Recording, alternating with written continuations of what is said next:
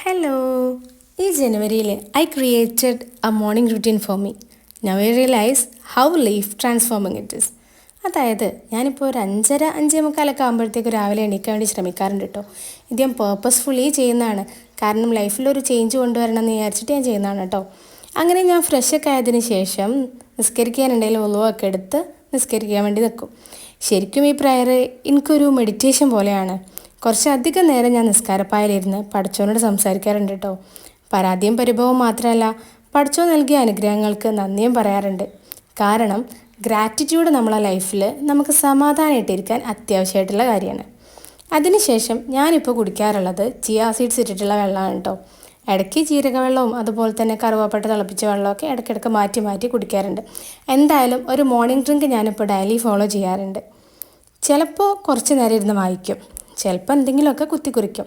ഈ കുത്തിക്കുറിക്കുന്ന കൂട്ടത്തിൽ ഡെയിലി ചെയ്യാനുള്ള ടാസ്കിൻ്റെ പ്ലാനിങ്സും ഉണ്ടാവും കേട്ടോ. കാരണം ഇത് ഭയങ്കരമായിട്ട് എന്നിൽ ചേഞ്ച് വരുത്തിയിട്ടുള്ള കാര്യമാണ്.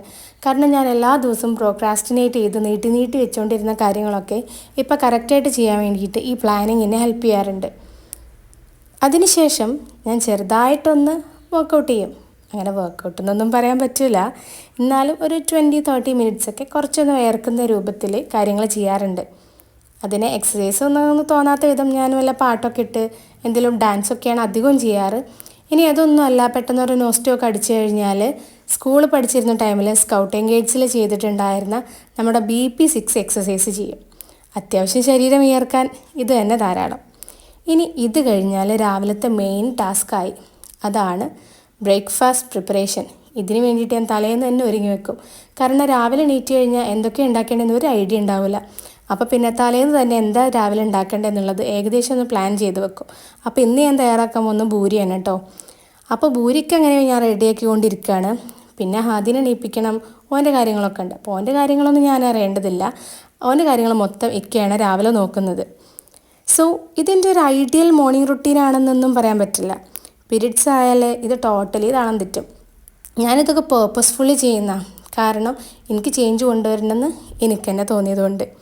അപ്പോൾ നിങ്ങളടുത്ത് എനിക്ക് പറയാനുള്ളത്, നല്ലൊരു മോർണിംഗ് ഉണ്ടായിക്കഴിഞ്ഞാൽ നമ്മുടെ പല കാര്യങ്ങളും നല്ല രീതിയിൽ നടക്കും. So dears, start waking up a bit early so that you have time for yourself before you give time to others. So ഇത്രയാണ് എനിക്ക് പറയാനുണ്ടായിരുന്നത്.